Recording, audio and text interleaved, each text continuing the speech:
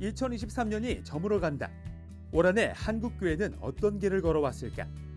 코로나19 종식 선언 이후 한국교회는 무엇보다 예배의 회복, 신앙 회복을 위해 힘썼다. 또 포저출생으로 인한 인구 위기를 극복하고자 대책 마련에 나섰으며 지진과 수해 등 나라 안팎의 재난은 물론 잼버리 대회와 같은 위기 상황에서 도움의 손길을 펴는 등 대사회적 역할에도 큰 노력을 기울였다. 또한 정전 70주년을 맞아 평화와 통일을 향한 비전을 새롭게 하는 2023년이었다. 그렇다면 아쉬운 점은 없었을까? 이단 사이비 대응과 다음 세대 부흥, 한국교회 연합과 일치 등 풀어가야 할 과제도 여전히 남아있는 가운데 오늘 한국교회를 논하다에서는 연말 특집으로 한국교회를 이끌어온 주요 교단의 교단장들과 함께 올 한 해 한국교회가 걸어온 길을 돌아보고자 한다.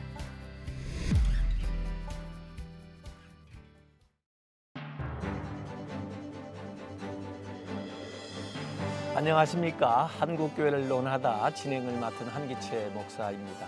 2023년 개묘년이 이제 저물어가고 있습니다. 올해는 코로나19 팬데믹의 긴 터널을 벗어나 회복을 위해 몸부림친 해였고 정전 70주년을 맞이해서 통일선교의 염원을 더욱 강하게 품었던 한 해이기도 했는데요.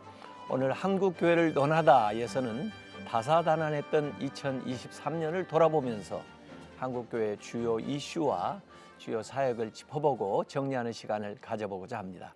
이를 위해 한국교회 주요 리더십들을 모셨는데요. 냉정한 평가와 회개 그리고 깊은 고민과 하나님이 주시는 지혜를 모아 힘찬 새해를 준비하는 시간이 되길 기대하면서 오늘 방송 시작하겠습니다. 먼저 오늘 나와주신 출연자분들을 소개하겠습니다. 기독교 대한감리회 이철 감독회장님 나오셨습니다. 안녕하세요. 안녕하세요. 네. 대한예수교 장로회 통합총회 김의식 총회장님 자리하셨습니다. 반갑습니다. 네. 대한예수교 장로회 합동총회 오종호 총회장님 함께하셨습니다. 어서 오세요. 예, 반갑습니다. 네. 2023년도 마지막 주에 이렇게 세 분 목사님들을 뵙게 되어 무척 반갑고 뜻깊은 시간인데요. 바쁜 시간에 이렇게 나와주셔서 정말 감사드립니다. 네. 올 한 해 한국교회 많은 일들이 있었는데요. 2023년을 돌아보면서 가장 기억에 남는 이슈는 무엇이었는지 나눠주시면서 오늘 이야기 시작하도록 하겠습니다. 이철 감독 회장님께서 이게 제일 큰 변화는 코로나가 끝났다는 거죠. 예. 코로나가 끝나면서 교회나 사회에 새로운 길이 열려진 것이 올해의 가장 큰 이슈라고 생각합니다. 네. 두 분 총회장님들께서 금년에 이제 새롭게 총회장을 맡으셔서 어느 때보다도 바쁘시고 또 무겁게 지내신 한 해가 됐으리라 생각하는데 김인식 총회장님 어떤 기억이 제일 남으세요? 우리 교회나 사회나 또 국내적으로나 해외적으로 갈등과 대립의 분쟁이 끊이지 않았기 때문에 저희 대한예수장로회 통합도단에서는 제108회 총회 주제를 주여 치유하게 하소서로 정해서요. 우리 자신부터 치유받고 또 우리 가정과 교회와 총회와 우리 한국교회와 나라와 민족과 열방을 치유한 일에 집중했습니다. 네. 오종호 총회장님께서 2023년에 뭘 더 예, 저 개인적으로는 새 출발을 했기 때문에 예. 새 출발의 은혜를 경험했습니다. 동시에 우리 감독회장님 말씀하신 대로 코로나 팬데믹 상황이 종결되며 사실 이번 크리스마스도 마스크를 벗어 던지고 맞이하는 축복된 크리스마스였는데 끼어있는 거품이라든지 또 잘못되어 있는 관행들 이런 부분들에 대한 성찰을 할 수 있는 역설적으로 또 다른 축복의 기회가 되었지 않나 그렇게 생각합니다. 네. 제가 속한 성결교회에서도 한 영혼 주님께 해서 전도를 좀 강조하는 그런 한 해였거든요. 특별히 올해는 정전 70주년이 되는 해였잖아요. 그래서 한국교회가 이를 기념하고 또 다양한 행사를 열고 또 복음적인 평화 통일 또 한국교회 회복을 소망하는 그런 성명서도 발표를 했는데요. 정전 70주년 한국교회 어떻게 보냈는지 김인식 목사님께서 좀 정리해 주시면 좋겠습니다. 정전 70주년을 맞이해서 우리는 총회를 마치자마자 첫 총회 행사로서 대국회 및 대사회 성명서를 발표했습니다. 그 가운데 미군 철수와 직결되는 종전협정 반대하는 성명을 발표했는데요.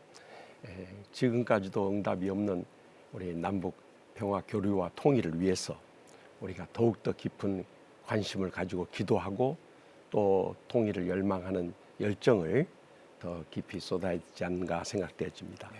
얼마 전에 저는 그 비욘드 유토피아 그 탈북자들 그 다큐멘터리를 시청한 적이 있었는데요. 정말 우리가 관심 갖고 기도해야 되는 그런 것들 많이 생각하게 됐습니다.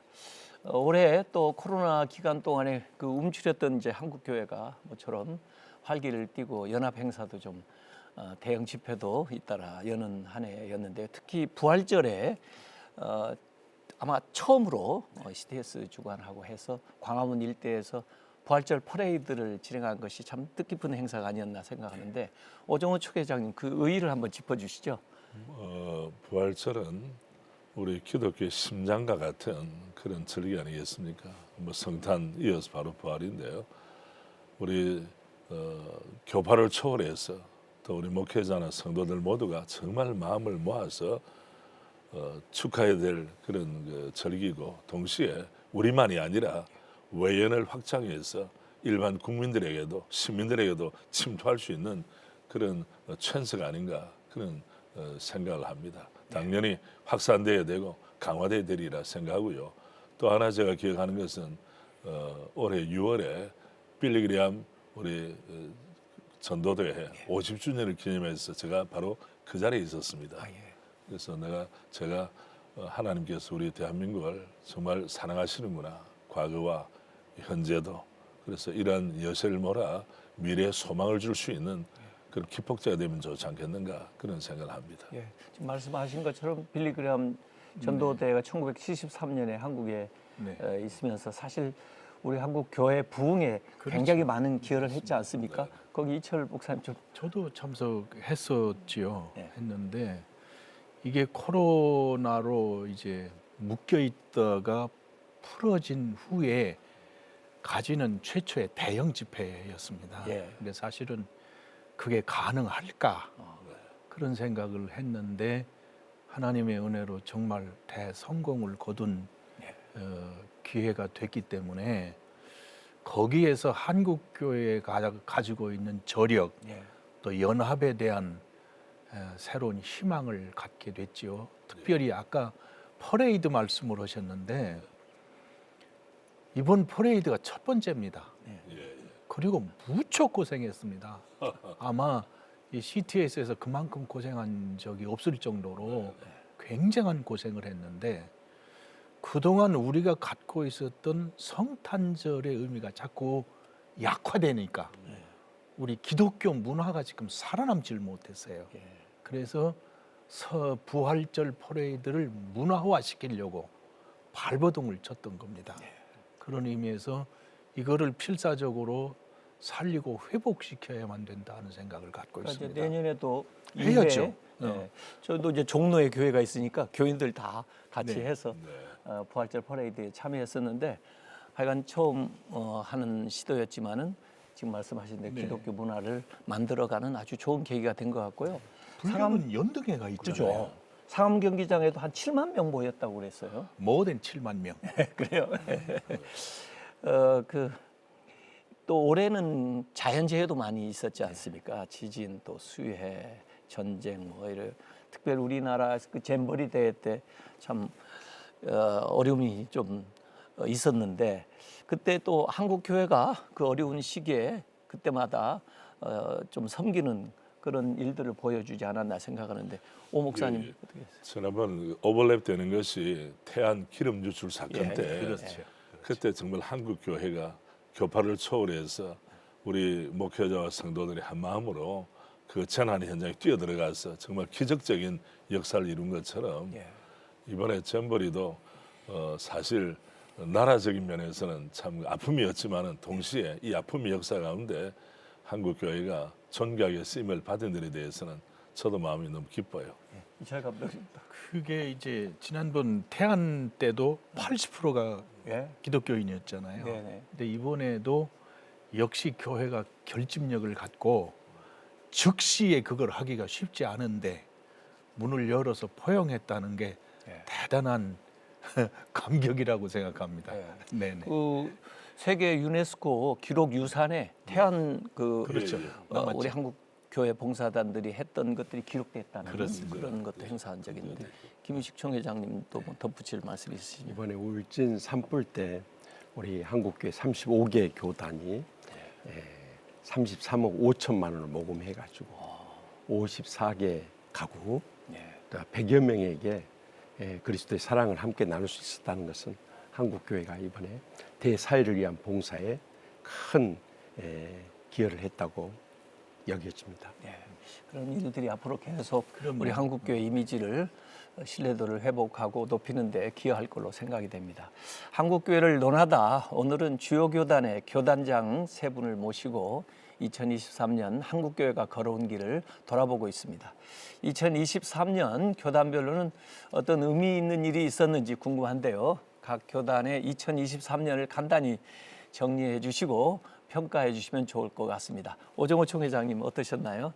저희들은 이제 총회를 108회째입니다. 108회 총회 저 섬김이로서 정치 총회에서 정책은 일관성, 예. 전문성 또 많은 사람들이 유익을 줘야 되겠죠. 그래서 저희들은 이제 이번에 정치권에서도 보니까 정치의 그 변화를 추구하는 일이 있다면 우리 그리스도인들이야말로 정말 하나님 주신 교회를 주님이 기뻐하시는 모습으로 다듬어져야 되지 않는가 해서 우리 총회는 희망을 가지고 특별히 기억나는 것이 지난 우리 12월 8일에 하나님께서 내주셔서 12월 18일이군요. 목회자가 1,000명 이상이 모였어요. 여전히 은혜를 사모하고 목회의 본질을 추구하는 분들이 많다는 사실을 확인을 했죠. 너무 좋은 모임이었습니다. 감사했죠. 그 기도국 감리회는 그래도 감독회장님이 이렇게 몇 해 이어서 연속적으로 할 수 그렇죠. 있는 그런 계획을 이끌어가서 네. 훨씬 또 장점이 많은 것 같습니다. 금년은 어떠셨나요? 금년에 뭐 단 한마디로 말하면 어떻게든지 일어나서 회복하자.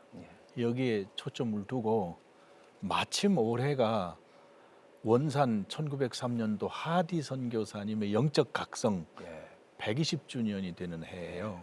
그래 놓으니 저희들로서는 더 힘을 얻고 그 영적 회복을 위해서 집회를 하게 됐고요. 우리 감리교회에서 가장 감격스러운 게 뭐냐면 그동안 선교사님들이 위기를 만날 때 선교사님들을 돕는 통로가 없었어요. 근데 부담금을 저희들이 일제히 걷어서 약 40억 원이 좀 넘는 위기기금을 마련한 겁니다. 그게 이제 선교사님들에게는 큰 위로가 됐고 저희들이 목회를 하면서 그 이제는 목회의 다양성에 대해서 좀 폭넓게 적용할 수 있는 법을 저희들이 만들어서 이번 기회에 앞으로 목회의 역량을 자기 은사에 따라서 마음 놓고 발휘할 수 있도록 폭을 좀 넓혔다는 것이 우리 감리교회에서는 새로운 변화의 시기가 된 것입니다. 네. 아까 하디 선교사님 얘기했는데 우리가 이전에 평양 대풍 1907년을 강조하면서 그 전에 사실 있었던 그렇습니다. 것을 네. 제대로 모르고 또 뭐 아는 사람만 알고 그랬는데 이번에 감리교회에서 그걸 잘 해주셔서 한국교회 귀한 유산으로 우리가 같이 누릴 수 있도록 그렇게 된 게 굉장히 좋은 점이었던 것 같습니다. 이 회장 통합총회 2023년도 주요 사업이나 하신 것들 좀 소개해 우리는 주시죠. 총회 주제에 맞춰서 총회 끝나자마자 전국의 13개 시도별 시우 세미나 및 연합 부흥성회부터 한 달 동안 진행했고요. 또 지난 연말에는 소외되고 또 외롭게 살아가는 우리 목회자 유가족들 그리고 독신 여성 은퇴 선교사님들 그리고 또 탈북민 목회자들 그리고 우리 서울의 중심지면서도 최대 오진 동자동 쪽박촌 독거 어르신들 찾아뵙고 어제는 세브란스 병원 소아암 병동 방문해서 입문했습니다. 그리고 우리 한국교회 최대 불모진 청년 목회를 위해서 청년 목회자 초청 세미나를 갖고 부지런히 쫓아다녔습니다. 그러니까 우리 김인식 총회장님도 평소에 치유 목회 하시잖아요. 그러시니까. 평소에 준비하신 걸 이제 총회장님 되셨을 때 어렵고 힘든 곳들 이렇게 찾아가시면서 섬기는 그런 일을 많이 하셨는데요. 이렇게 교단별로 주요 사업들을 봤는데 이제 교단과 교파를 초월해서 한국교회가 한 마음으로 힘쓴 일도 많이 있었습니다. 특별히 올해 저출생 극복을 위한 대안 마련에 한국교회가 적극적으로 나섰는데요. 저출생 대책 국민운동본부가 이제 발족이 돼가지고 교회 내 아동 돌봄 시설 확충을 위한 서명 운동이 있어서 35만 명 이상이 참여하기도 했습니다.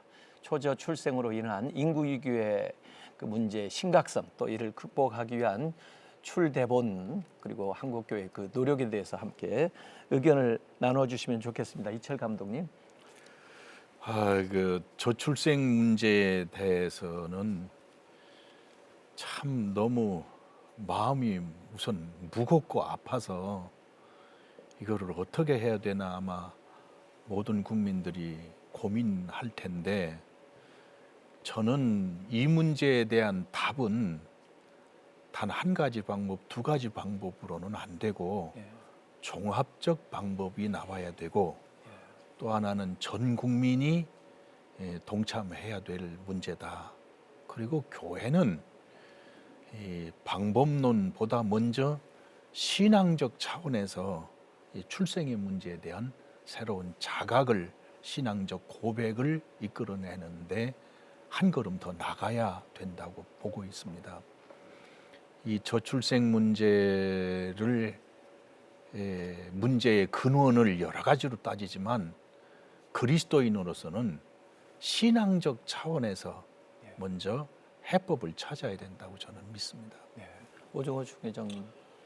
우리 감독기장님 말씀하신 것처럼 젊은이들의 의식 또 젊은이들을 견인하고 삶의 모습을 보여주는 기성세대가 어떤 태도로 결혼에 대해서 또 우리 저출산의 문제에 대해서 관심을 가지느냐가 관점인데요.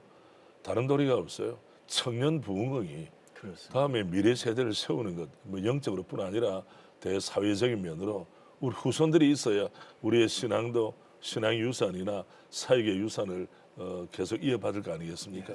이런 측면에서는 각 교회가 해야 될 일이 있고 개인이 해야 될 일이 있고 또 나라가 수백 조를 써도 효과가 별로 없다고 하는 이야기 들을 때 이건 돈의 문제만으로 되는 건 아니구나. 그래서 좀 우리 한국 교회가 이 문제에 대해서 CTS가 특별히 앞장서서 이 일을 소위 좋은 무브먼트를 하는 것들에 대해서는 저는 적극적으로 동의하고요. 다음에 제가 있는 교회부터 열심히 청년들 부흥을 위해서 하고 다음에 애 낳는 사람들 박수 쳐주고 격려하고 제도적으로 만들어야 되겠죠.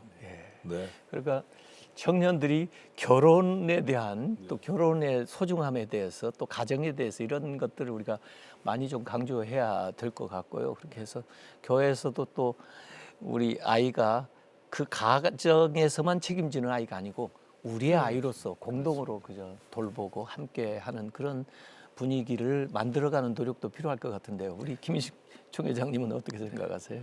사실 6만 교회 1,000만 성도에 비하면 35만 명의 서명 수요는 너무 빈약하고요. 우리 한국교회 총연합이 중심이 돼서 서명의 확대가 필요하다고 생각되고요. 또 두 분 좋으신 말씀해 주셨습니다마는 특별히 우리 크리스찬 부모 세대가 행복한 가정의 모습을 보여줌으로 인해서 우리 다음 세대가 결혼이라든가 출산에 대해서 더 깊은 관심과 열의를 쏟도록 이렇게 만들어주는 것이 또 중요하다고 생각되어집니다. 사실 그 악법이 제정되는 것들에 대해서도 우리 기독교가 목소리를 내야 된다고 생각을 하는데요. 저도 포괄적 차별금지법 반대 하는 피켓 시위를 국회에 가서 하루 한 적도 있고 그렇습니다만은 이건 계속되는 이슈인 것 같아요. 그래도 현재까지는 그래도 막고 있지만은 앞으로 또 어떻게 될지 모르고요. 그래서 그 포괄적 차별금지법이나 또 인권정책 기본법, 또 동성혼 합법화 문제가 걸려 있는 건강가정기본법 이런 것들이 아까 우리 저출생 이 문제하고도 다 사실은 연관돼 있거든요. 그래서 이 기독교 가치에 반하는 그 법안들을 막기 위해서 그동안 한국 교회가 어떤 노력을 해왔는지 또 앞으로 어떻게 해 나가야 되는지 우리 오정호 총회장님 좀 한번 말씀. 사실 최근에 우리 교황청에서 동성애자 축복 미사에는 안 되지만 그런 엉뚱한 이야기를 해서 사람들을 혼란케 만드는 죄가 있습니다.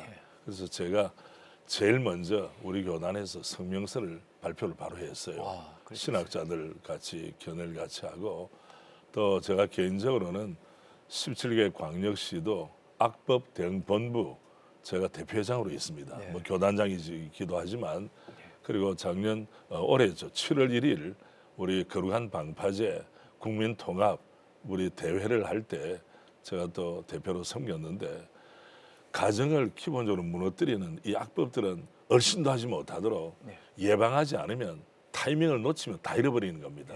그래서 저는 올 한 해를 바탕으로 해서 또 미래지향적으로 새해에 더 강력하게 안 되는 것은 안 되는 것이다. 뭐 사회 분위기가 어떻다, 여론이 어떻다, 문화적인 측면이 있지만은 가정이 해체되고 무너뜨리는 일을 자행하는 일이 조금 전에 말씀한 대로 저출생 문제하고 직결되는 문제예요. 그러면서 엇박자가 되면 안 되고 특별히 정치권에서 정치하는 분들이 이것을 제도적으로 위반하지 않도록 우리 법제화하지 않도록 이거는 우리가 감시자 역할도 해야 되는 것이고 또 감시만 해야 되는 게 아니라 현장에서 운동가로서 안 되는 건 안 된다고 국민을 계몽하는 것이라든지 실천적으로 현장에서 우리가 주의 법을 지키고 또 미풍양속 5천 년 동안 내려온 우리 대한민국의 미풍양속을 깡그리 무시하는 이 법들은 아예 제한하는 사람들조차 없도록 그렇게 만들어야 되지 않겠습니까?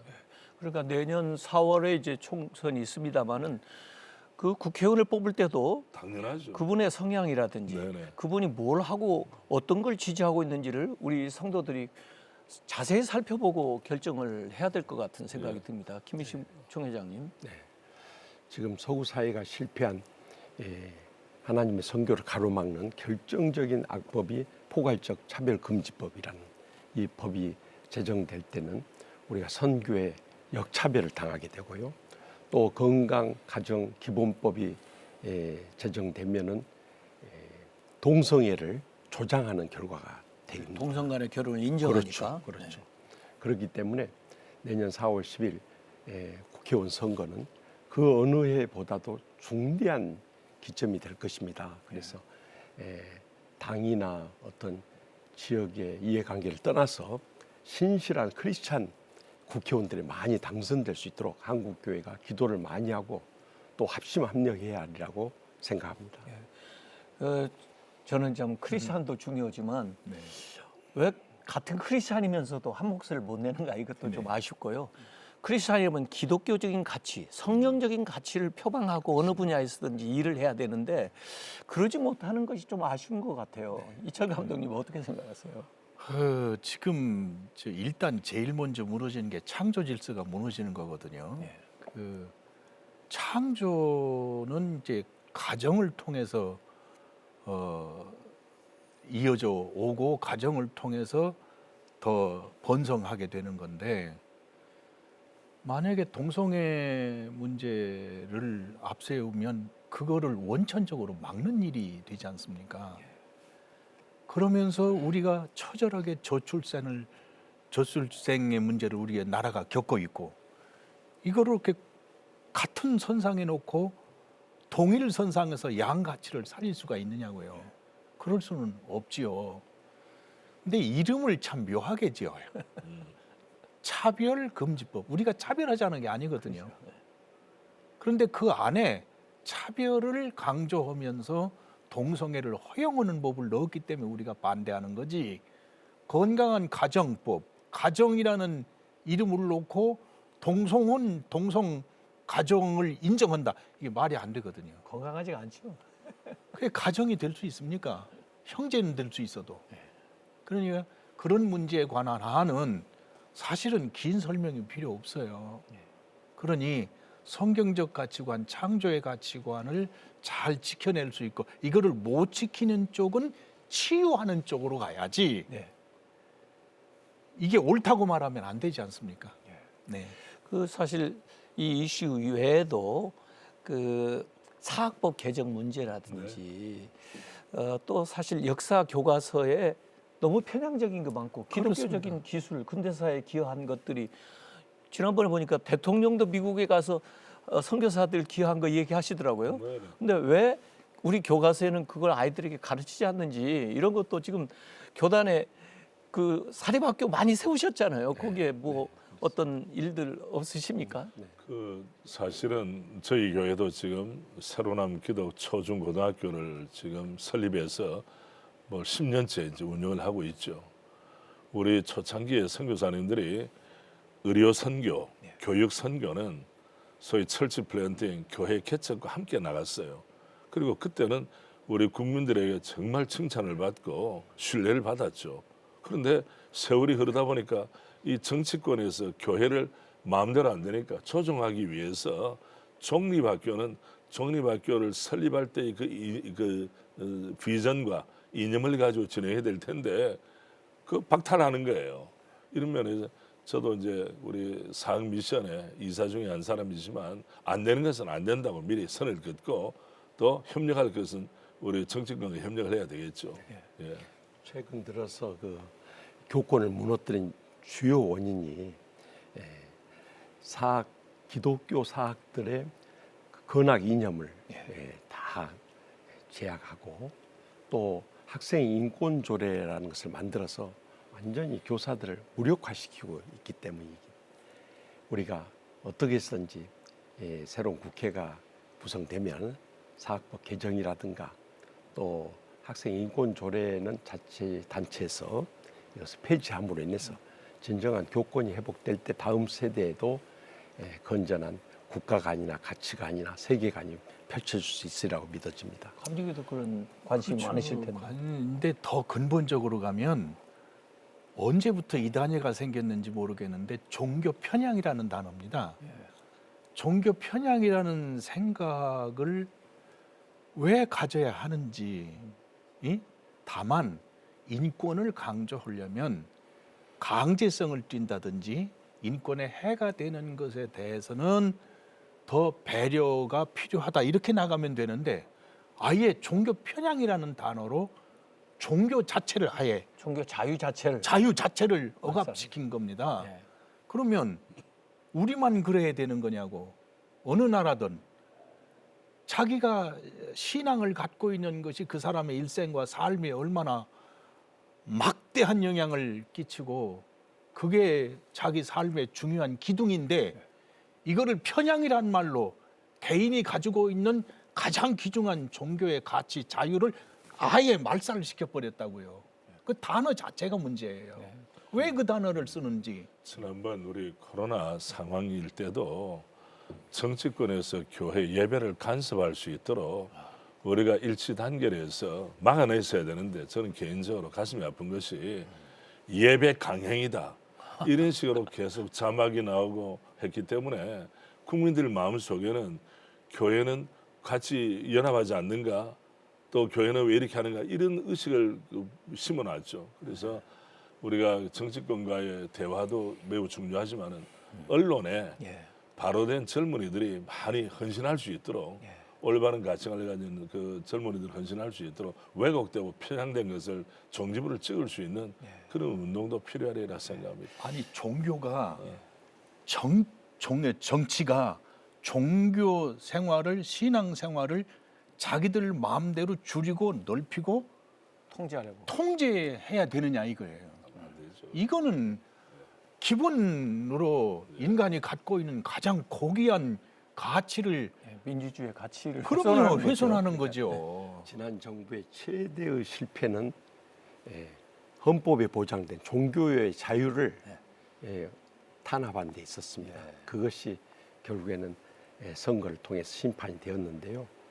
하여튼 어떻게 해서든지 우리 국민들이 종교의 자유를 바로 행할 수 있도록 정부가 도와줘야 한다고 생각합니다. 예, 앞으로도 여러 이 사회적 이슈에 대해서 이 한국교회가 이렇게 한 목소리를 내야 할 것 같습니다. 이를 위해서 한국교회 그 연합과 일치라는 숙제가 남아 있는데요. 올해 또 한교총과 한기총 통합이 논의되기도 계속했는데 한국교회 연합과 일치를 위한 노력은 얼만큼 진행됐는지 한번 평가해 주시고 앞으로 과제도 좀 이야기하시면 좋을 것 같은데요. 우리 김희식 총회장님. 엊그제 우리 한국교회 총연합 대표회장 취임 예배가 있었고 또 그 후에 우리 공동 대표회장들이 모인 자리에서 대표회장님 말씀이 많이 진척되는 것으로 들었어요. 그래서 명년에는 무슨 일이 있어도 사입이나 이단을 제외하고는 우리가 주님을 그리스도로 이렇게 믿는 우리 복음주의 교단들이 한기총이든지 한교총이든지 다 통합돼야 한다고 생각합니다. 네, 기대 가져도 되겠습니까, 감독님? 올해 계속 일해 주셨으니까. 기대를 가져야지요. 가져야 되고 이거는 언제까지 한시적으로 추진할 게 아니고 될 때까지 해야 될 일입니다. 그러니까 기대를 가지시고 희망을 가지시고 열심히 해야죠. 지난 성탄 바로 다음 날이었습니다. 우리 한교총 대표회장님이나 우리 또 취임하는 날이 제가 그 희망을 봤어요. 지금 이제 우리 공동 대표 되시는 분들이라든지 다음에 현재 대표회장님이 어떤 면은 리더십이 섬김의 리더십으로 강력하게 섬기되 아주 앞장서서 열심히 섬기겠다고 의지를 표명하셨으니까 전체 연합적인 면에 진도가 빨리 나갈 것 같습니다. 예, 기대를 많이 합니다. 예, 기대하겠습니다. 저도 다른 계신 분들이 다 목사님들에게 지금 말씀하시니까 기하도록 하겠습니다. 하여튼 열심히 해야죠. 예. 될 겁니다. 될 예. 겁니다. 그래야 더 힘을 갖고 또 우리가 정말 모든 일을 할 때 더 강력하게 일을 해 나갈 수 있을 것 같습니다. 2023년도 지금 짚어본 거 외에도 또 여러 가지 나누고 싶은 말씀도 있으실 텐데 좀 자유롭게 감독님부터 한번 얘기해 보시죠. 저희 교단에서요 어제죠. 어제 그 코로나를 맞으면서 약한 교회 또 젊은 목회자들이 목회 너무 힘들어 하니까 그거를 격려하려고 우리 장로님들 중심으로 한 2억 한 5천 가까이 모았어요. 그래서 각 지역마다 좋은 열심히 하는 목회자들을 뽑아서 어제 한 25명 시상을 했습니다. 그걸 나눠서 그래서 젊은 목회자들을 좀 어떻게 좀 세울 방법이 없을까? 이게 사실은 교단장들이 갖고 있는 이 가장 강력한 생각이죠. 이게 올해 지나면서 내년에도 역시 어떻게 하면 젊은 목회자들하고 다음 세대를 어떻게 세울 거냐? 이게 사실은 가슴 속에 있는 마음입니다. 중심입니다. 이게. 저희 교단은 감사하게도 올해 신학대학원 지원자가 작년과는 판이하게 다르게 많이 지원을 했어요. 증가했어요? 예, 그건 너무 감사한 일이죠. 사실 각 이제 교단의 신학교는 그 교단의 미래를 견인하는 거 아니겠습니까? 이런 의미에서 우리 총신이 저는 개인적으로 우리 교단뿐 아니라 한국교회의 심장 중에 하나라고 저는 생각을 해요. 보루라고 생각하는데 이번에 우리 총장님이 지난번 이재서 총장님이라고 시각장애를 가지셨지만 열정적으로 했거든요. 그 여세를 몰아 우리 박성규 총장, 그다음에 화종부 이사장 정말 환상의 팀워크를 이루어서 저는 이제 총회장으로서 우리 총회와 우리 총신대학과 신학대학원은 하나다, 원팀이다 이런 마음을 가지고 말로만 하는 것이 아니라 너의 보물이 있는 곳에 너의 마음이 있다고 물질적으로도 해서 아마 우리 교단에 계시는 우리 목회자들과 우리 성도들이 매우 기뻐합니다. 그러니까 신학교의 정상화는 교단의 미래를 가늠할 수 있는 거 아니겠습니까? 10년, 20년 후에 너무너무 그래서 제가 교단장으로서 너무 마음이 감사하고 더 많이 섬기려고 생각하고 있습니다. 굉장히 희망적이네요.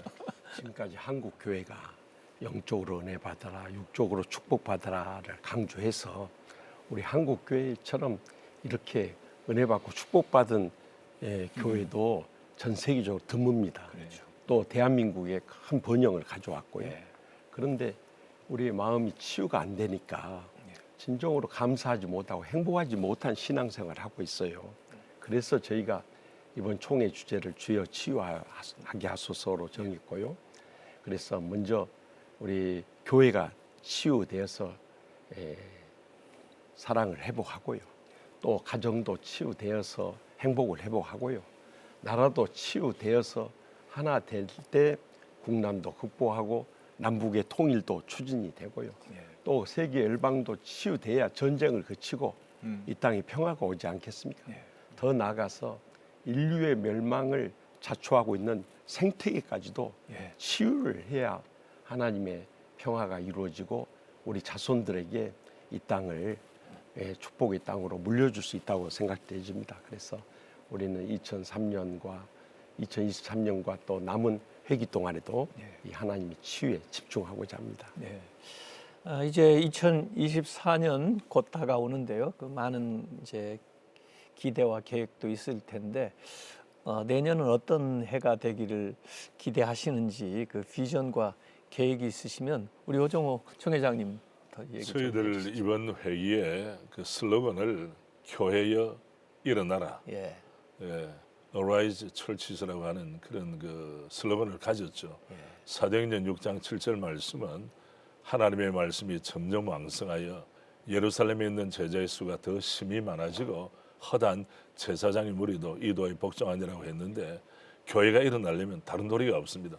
목회자들이 먼저 소명을 회복하고 일어나야 되고 그리고 교회 중직자들 우리 교회 뭐 장로교회니까 우리 장로님들 평신도 지도자들이 정말 갈등의 구조가 아니라 정말 화목하고 평화로운 구조를 만들면 우리 한국 교회에 우리 교단부터 좀 소망을 주는 그런 은혜가 임하지 않을까. 그래서 저는 계속 새해에도 우리 교회 본질을 회복하는 일, 우리 개혁자들이 말한 대로 아드 폰테스 원료로 돌아가자, back to the basic 기본으로 돌아가자.